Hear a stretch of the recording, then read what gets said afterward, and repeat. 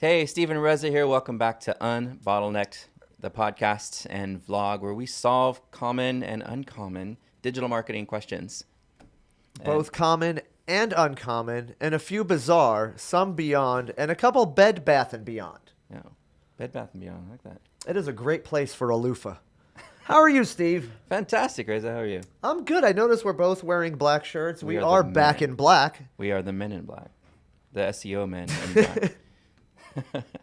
Well, welcome back. Last show we were talking about kind of what is SEO and the search engine optimization thing. We'll get into other digital marketing topics as well. But one of the things that I get a lot of questions about from business owners is, now that I've decided I have to do this thing, what do I do? What are the tools? What's my team? What does a strategy look like? And I thought today we might kind of solve some of those basic questions. Where do you want to start? Sounds good to me. What are the tools exactly? Do you need a chisel? Do you need a hammer? What do you need? Break out some tools. You need a consultant. Let's fill up this hardware kit. No, I'm kidding. You don't need a consultant because then that would make me a tool. And I do like the way you pointed at at yourself, very sexy. Like, just that did kind of make you a tool, and that is what you need for a proper SEO. Let's get into it. It doesn't hurt, though, to have somebody with a little experience help you along the way, because there's a lot of information online about search. I would say the first thing that you need when you're starting with search is some way to track your results. The easiest way to do that is this free tool called Google Search Console. All you have to do is just follow its little wizard to make sure you claim your website. And you can actually track your keyword rankings and search terms using that tool. So you're telling me that's how Google has been working this whole time, is with a wizard. Exactly. So there is no actual people or science involved. It's a wizard. You heard it here first. The Wizard of Goog. Steve, with his credentials, is now backing the statement that Google is run by a wizard. I'm sorry, I'm just stating the facts. That's all I'm There's doing. two wizards, actually. Larry and Sergey, apparently. Larry and Sergey? Yeah. What? I was honestly hoping you would have said Larry and Balky. I'm like, are they perfect strangers? We don't know. I actually used to be told I look like Balky from Perfect Really? Strangers. Yeah. That's why I do appreciate that you still went with someone that was Russian, that Sergey. I don't know. I think it's because we grew up with that we have that connection. It's possible.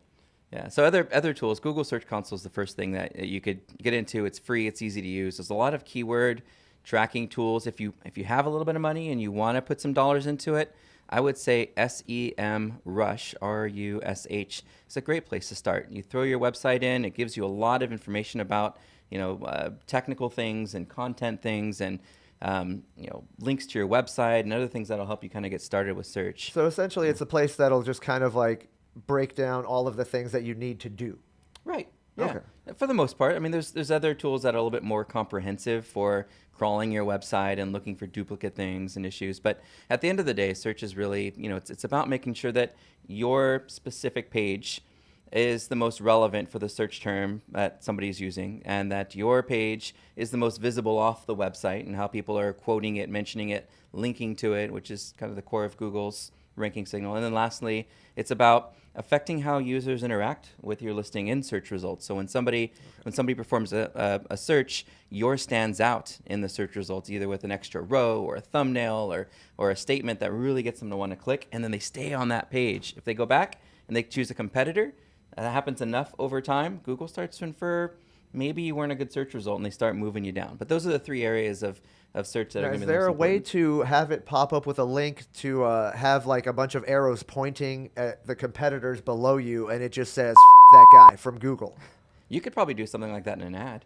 You just have to, you can't use the F word though. I don't think that'll work, but that's really interesting. We did they did do this update recently where they changed the little picture, the favicon that shows up in the search results, and somebody actually put in one that had the word ad in it, and it looked like it was an ad because it had the same space of where the ad button was. Interesting. But yeah, they pulled it eventually. But that was kind of creative. That hey, they have new icons. Let's play with it. Let's put an arrow in there. Let's put a middle finger or something, or something flashing. That Yeah, says, I'd "Click be me." all for that. Yeah. Let's put Sasquatch in there. That way we won't have to search for him anymore. That would be nice. So one interesting thing that some people have been doing with their titles is they're putting emojis in there. Like if you have a phone number or something in a description, they'll put a little phone emoji. It's kind of neat. Of course. You know, You're so- actually right. I have seen that. Yeah. I'm starting to see that pop up now with different ads. It's rare, but it happens. What are other tools that business owners could use? I would say the Google Search Console. Bing has one as well called Webmaster Tools. There's also let's see. I mentioned SEMrush. If you really want to look at how other websites are linking to your competitors and to you, there's a tool called Ahrefs. AHRE. Fs. Fs. So tools are important. There are a lot out there. The other thing I think that's important for a lot of businesses that they don't always take into account. You always hear college students talking about, oh, I do social media. I do Facebook. I do Twitter. And you ask them, what do you do? Oh, I just post stuff. Yeah. There's a massive lack of strategy Yeah. in all of these things. And I mentioned a few areas like technology. What are the tasks that your webmaster needs to work on? What are the tasks that your digital PR person needs to do to get other websites to link to ours? What are the tasks, that our content writer has to have to make a really strong information architecture on your website and to just build amazing content? Yeah. There just isn't a lot around that, and a lot of businesses don't actually take time to create a baseline of where the heck am I now when I start. And I think No, they just hire like a important. 20-year-old to run their Facebook page, and they just post pictures of themselves using the products with #blessed. That's pretty much all it is. It's true, and that's one of the challenges I think that the digital marketing world is facing, is that there's not a lot of strategy involved in anything that they're doing. It's all just kind of thrown out there because they saw someone do something, so they're gonna just try and test. Yeah. So I think if you're a business owner and you are about to do about to get involved in search and work on that for your own company, you've got to start with a plan. Figure out what those tech tasks are going to look like. Figure out what content we're going to need to have, and that's where either a consultant, strategist, or even an agency, Somebody like get yourself. involved. So yeah, well, Okay.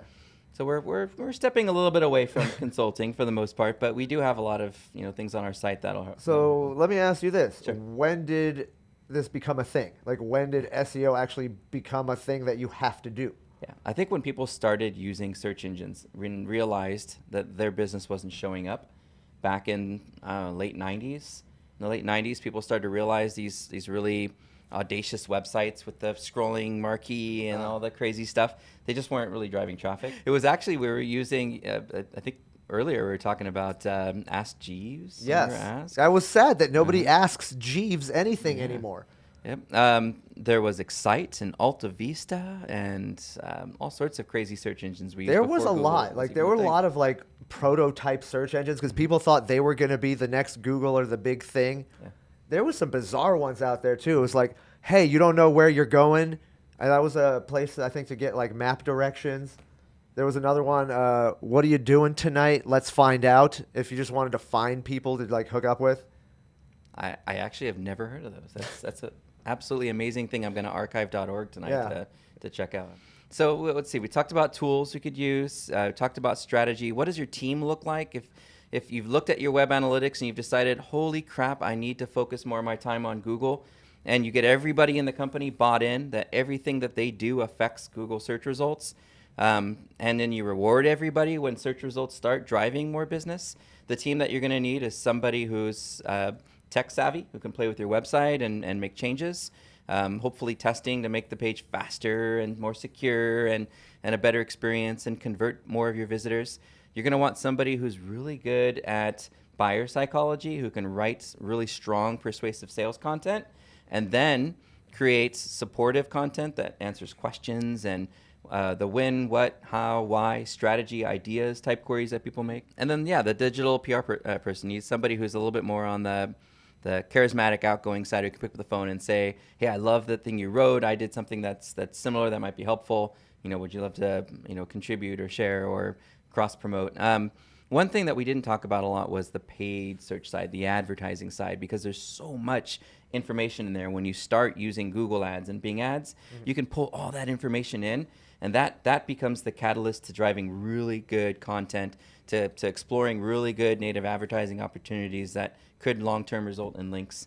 And could be a win for your whole strategy. Now, see, like I could understand like a smaller business needing something like this, but like, what's the point of using it if you're already like Amazon or something like that? Well, Amazon doesn't show up number one for every query. So if you're in Amazon, you're the SEO guy for Amazon. Now that's a query in itself that Amazon does not show up in every query. Or what if they do show up, but not every single time somebody clicks on it because some other brand like Etsy has a prettier search result. So the SEO's job is to make Amazon's search result prettier so they get more of the clicks in a result. But I mean, is it really necessary when Amazon is everywhere and owns all of the world? Like, who doesn't know that they exist? Yeah, I just had my Amazon implant the other day, so now I can just go into stores and I'm like, don't even need to leave. It's amazing. You just click on your thumb and it like just picks up Look, from it's your $9.99 right there. It's pretty cool. So if you do next day delivery, does a drone actually pick you up and take you to your item? Soon. That would be amazing. They actually do have drones now that are being tested. Both Google and Amazon are testing them. Alexa for purchasing products, which still isn't very Google, prominent. Amazon, actually Bezos directly, if I can talk to Bezos himself. I got 2 words for you. There's only one direction this is going. Skynet. I can't disagree. Well, this has been a great episode. I think we talked about tools and what your team should look like. We talked a little bit about some basic things for search, and I'd love to get more questions and solve more problems. And I want to hear your ideas. How can we make this show more helpful for you and more fun? And can I say that I about it. appreciate the fact that we both came dressed as a duo, as if we're about to go in for a breakdancing competition at a high school talent show. So. Yeah. I'm all for it. Let's go bust out some windmills as soon as this is over. Do you know I actually won a lip sync contest in high school doing pop Michael Jackson stuff. Was the song Taylor Dane's "Tell It to My Heart"? Because that would be absolutely wonderful. No, it was Michael Jackson, "Dirty Diana." I have so many questions about this, as I'm sure everyone else does. Oh God, I'll put a link to the clip so that you guys can laugh at me later. Please do, because I would love nothing more than to see you sing "Dirty Diana" with passion. Yeah, it was lip sync. I didn't sing it, but I tore my shirt off and threw it around, and it was crazy. It just gets better. It just gets better and better. It's time for SEO tips.